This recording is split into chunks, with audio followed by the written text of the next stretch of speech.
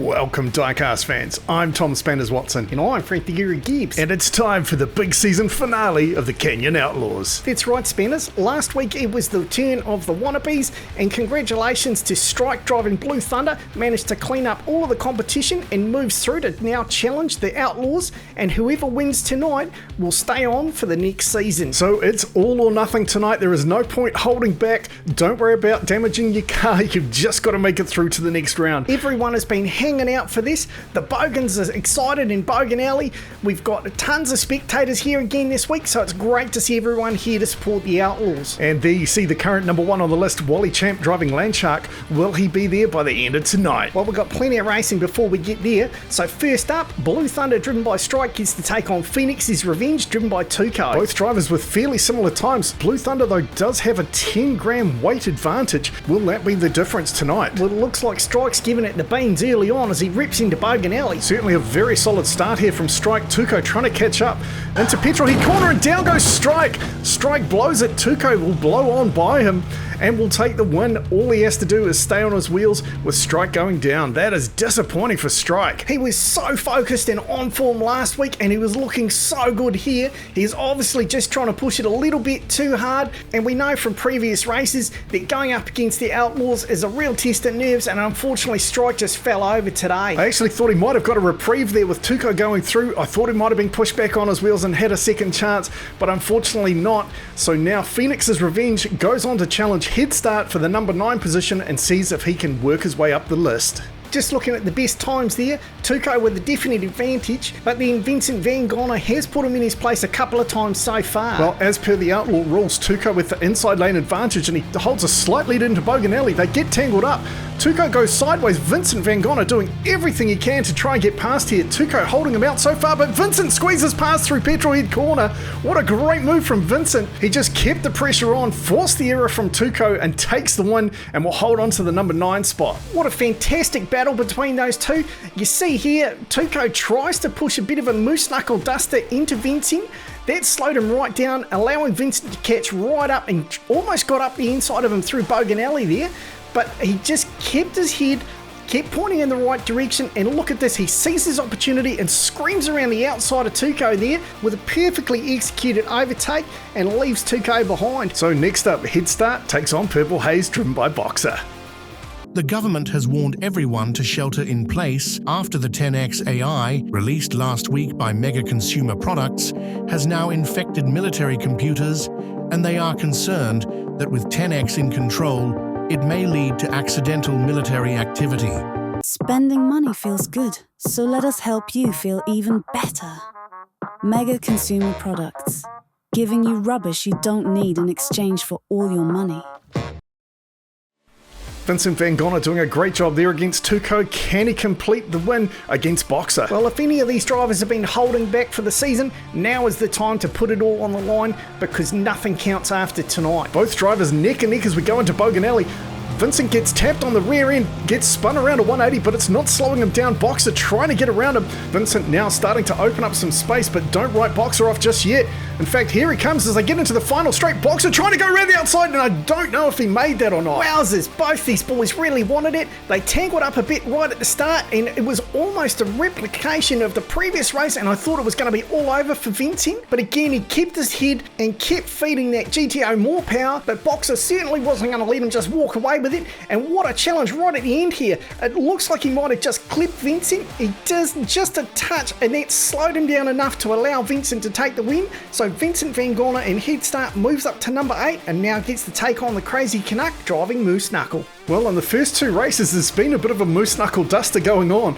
Vincent this time does have the inside lane, so it's going to be hard for the Crazy Canuck to pull that maneuver on him unless he can duck to the outside quickly. But Vincent with a very slight lead into Bogan Alley. But check that out, Vincent got a head start on him. Well, he's certainly proving he's good under pressure. Moose Knuckle not backing down there, but Vincent Van Gogh just streaks away with this one and will move up the list.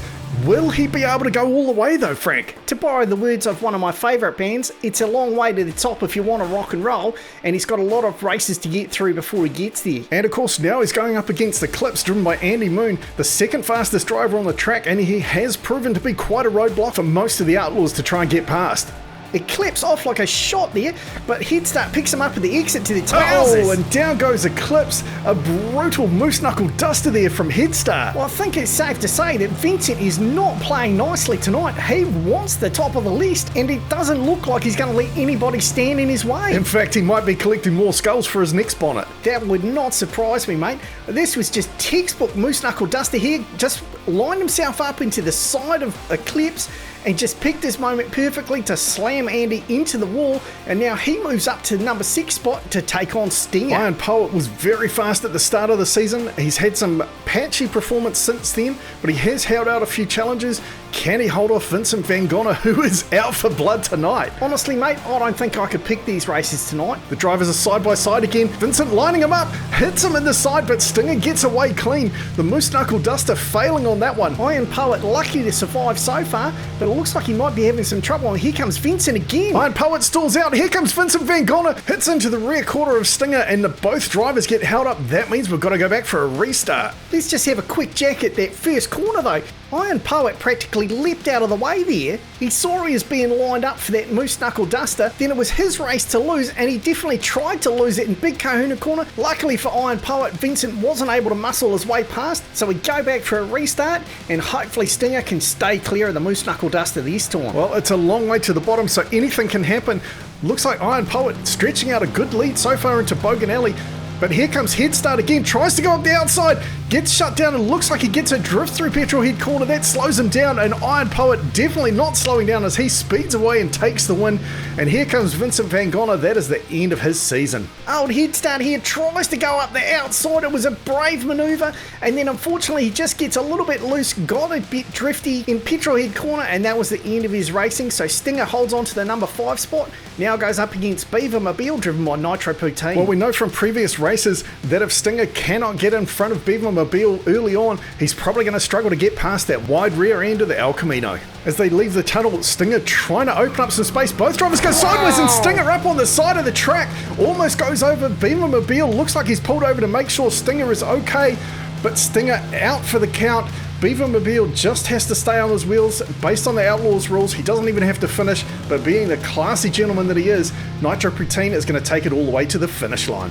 Congratulations, Beaver Mobile, but let's just go back and have a look. I've got to say that was Iron Poet that started that, and he's lucky that Beaver Mobile didn't finish that permanently. Let's have another look. He gets his rear end up on the side of the track, clips the walls, and it looks like he might have hit that speeder that was parked there, and luckily for him, he just ends up on his roof on the side of the track and not down in the ocean. Well, there is plenty of action happening in Bogan Alley tonight, in fact on all of the track, as Beaver Mobile now takes down Stinger and moves on to challenge Munted. If this is your first time here, Munted was the Season 1 champ and stayed on to take on this season, and so far he hasn't even dropped below 4th position on the list, so he's still got plenty of racing left in him. Both these trucks tied into Bogan Alley side by side. Beaver Mobile just holds on to the lead as Munted backs off so they don't crash, and Nitro Poutine making the most of it as he stretches out a bit of a lead, but here comes Munted. Munted with a big challenge in the final straight, but cannot get past the El Camino. I've got to say, I think this was the classiest race of the night.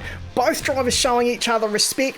Look at the way that Munted just pulled back so they didn't tangle up too badly in that first corner, but unfortunately couldn't get past him at the end, and Beaver Mobile now gets to take on the fastest car ever at Chaos Canyon, Triggered, driven by Cam for Blue Line Racing. Cam, the only driver to go sub 13 seconds, so he is going to be tough to beat, although he has had some steering issues. Once again, both drivers side by side. Beaver Mobile pushes into the lead, Cam right on his tail, but Beaver Mobile finding an extra gear there, pulls right away from Cam, leaving it in his dust, and it looks like Beaver Mobile is going to move on to challenge Landshark for the number 1 spot. Another very classy display of driving here, both drivers pushing hard, but not so hard that they're wrecking each other. It's really nice to see that level of competition out there, but Beaver Mobile now gets to take on Landshark, and whoever wins this race will be crowned the Season 2 champion. Well, the crowds here are on their feet waiting for this final showdown. Who will be crowned champion? Will it be Beaver Mobile driven by Nitro Poutine, or will it be Landshark driven by Wally Champ? Nitro Poutine feeding at the Jandal straight out of the gate, going incredibly hard early on. Wally Champ doing his best to catch up.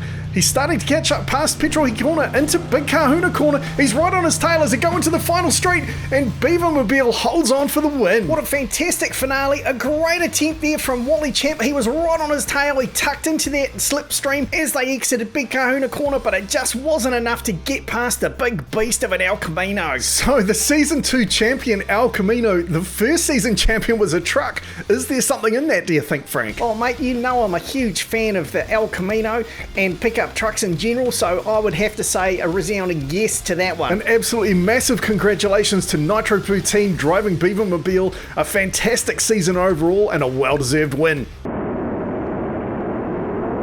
It's been an epic... Hey, what's that noise? That sounds like an air raid siren. What's going on?